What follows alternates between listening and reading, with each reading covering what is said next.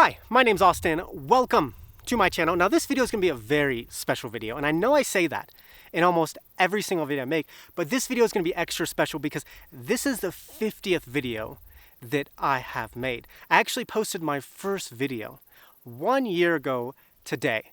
And throughout this year, I've just learned so much about the algorithm, about social media, about human psychology, about how people perceive me. And it is just so interesting. That's the most interesting part about doing social media. And never would I have thought 1 year ago that I would be doing this full time and actually pretty much paying my bills by creating videos. So in this video, I kind of just wanted to reflect on how I see social media from the perspective of a content creator, because I see social media, I think, a lot differently than you see social media. I honestly can't watch videos anymore without looking at it from the lens of a content creator. So that's what I'm going to talk about in this video, but I'm sure you're asking yourself, Augustine, where are you? This does not look like your house.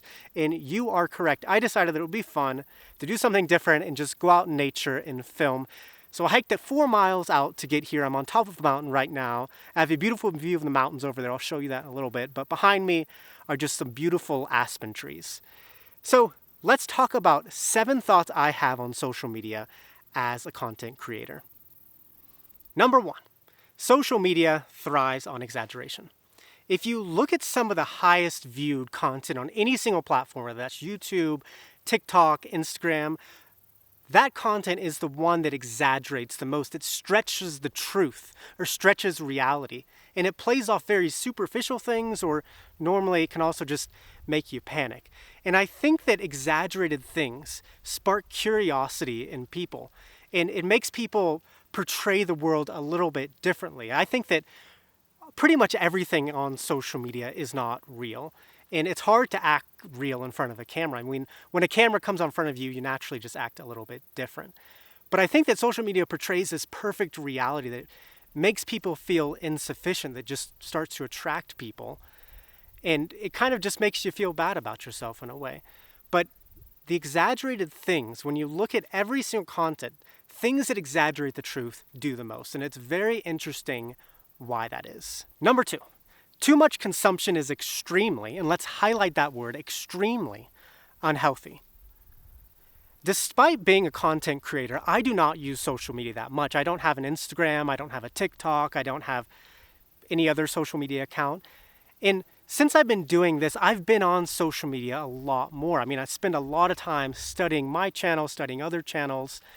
And when you consume too much content, I think, no matter how positive it is, no matter how much you learn, it eventually becomes extremely unhealthy.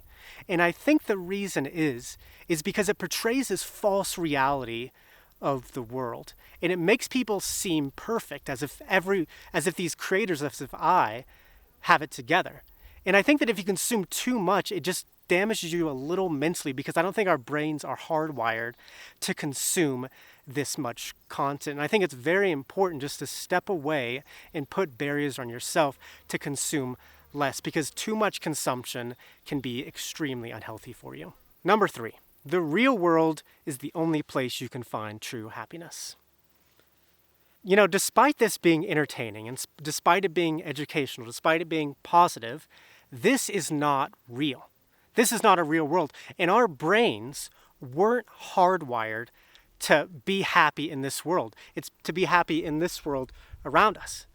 And I think that you have to know that. I saw a documentary the other day that was on HBO Max about the metaverse, and the entire thing was filmed in the metaverse. And it was trying to portray this positive reality that these people were very happy in the metaverse and they were much better off there than they are in this world. But no matter how well they can market it or portray it, you cannot find happiness in this world. You can find little touches of it, you can get entertained, you can learn things, but you can't find happiness. I think it is important to limit yourself in this world, because our brains were hardwired for this world. And I just don't think, no matter how positive content is, that you can really find true happiness in this artificial world that we're in right now. Now, I'm not saying that it's bad to be in this world. I'm just saying that we need to spend more time in this world than in this world, because this is real, this is not. Number 4, you are the only one that can set boundaries on yourself, and you have to. No matter what platform you're on, whether that's YouTube, Facebook, Instagram, the goal of the algorithm is to keep you on for as long as possible so they can keep running ads to make money. And I don't deny it, I make money from ads, but I think there comes some personal responsibility to not let the algorithm manipulate you. And I think the algorithm is very manipulative, and that needs to be addressed. But until then, I think that it's very important to set boundaries on yourself of how much screen time that you can have. Because if you don't do that, then the algorithm will control you and make you some mindless, just doom scrolling, consuming content all day. And I don't think that social media is bad. I don't think it's consuming content is bad. But I think that if you let the algorithm manipulate you, then you will just become a tool for the algorithm to make money.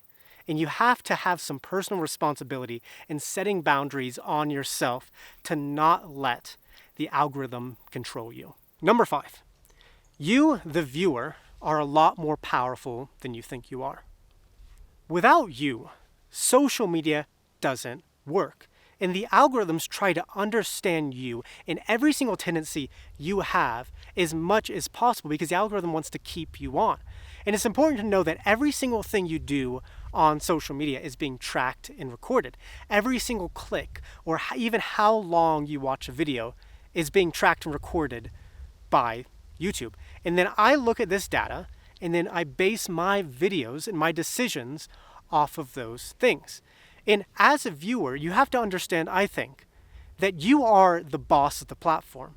And every single click you do, or if you choose to watch a video in full, or if you choose to leave in the first 30 seconds, what you are doing is you are placing a vote. And those votes will dictate the direction the algorithm will go.